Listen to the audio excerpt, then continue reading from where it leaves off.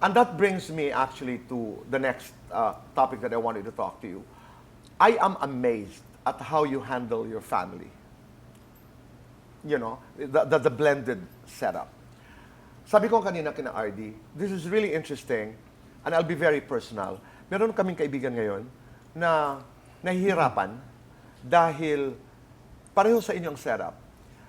Parehong boys, yung kanilang, by their previous relationships, may 12, yung isa 13. And they're in a very, very difficult situation. Sabi ko, I'm going to do a conversation with Dennis and Jen. Paano nyo nagagawa ang inyong ginagawa? Isang masayang pamilya, isang tahimik na pamilya, isang buong pamilya. How are you able to do it? Siguro po, napaka-importante yung pagpapahalaga sa bawat isa. Kailangan maparamdam namin sa bawat isa sa kanila yung pagmamahal namin, pantay-pantay, unconditional love din, katulad ng binibigay namin sa isa't isa. Dennis, ano ito? May pag-uusap. Halimbawa, kid Jazz. Jazz has special needs. Yes. Lovely kid. Nagkaroon kayo ng pag-uusap? May extra effort ka to understand the boy?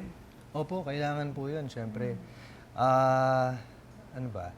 Pagka kasi, si Jazz kasi, lumaki siya, parang Lumaki siya ilang nang taon pa kasama lang. si Dennis Yes. talaga, Oo, Tito. eh. Eh. Oo.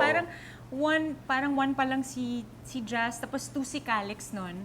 Magkakasama Ay, na ganun talaga. din ang Oo, ano nila? May 1 stage year na lang din yung playmates ano talaga nila, sila nung yung bata. age gap. Okay. Nung lumalaki yung mga bata, siyempre nagtatanong. Siyempre, may mga kwento na dapat ikwento. May mga katotohanan na dapat malaman. I'm saying, hindi kaagad lahat, kanya-kanya tayo ng estilo. But in your case, how did you do it? Oh, ikaw na ang dad, but paano ba? Well, napaka-importante po na habang maaga pa lang, may paliwanag na sa kanila. Kesa, alam mo yun, makarinig pa sila ng hindi magandang chismis sa ibang tao at masasaktan sila. Dapat So, galing sa inyo. Yung Opo. totoo galing sa amin talaga. Tsaka yung Oo. acceptance, syempre, yung napaka-importante. Iyon, pag-usapan natin yun. Kaagad tinanggap, Jen. Calix, halimbawa. Si Calix, parang never kami nagkaroon ng problema, Tito Boy. Wala. Napakaswerte namin at hindi Napakaswerte kami po nagkaroon namin ng- sa mga But bata. did he Problema sa have ganun. questions? Nagkaroon po, syempre, dahil ano na siya, 17 na siya ngayon. So, alam mo yun, marami na siyang Naku, yung 17 ngayon, iba na. iba na, Opo, iba na. ibang-iba. Binata na. Oo. Binata na talaga. Mas malaki na po sa akin. And, Oo. alam mo yun, talagang marami na siyang tanong.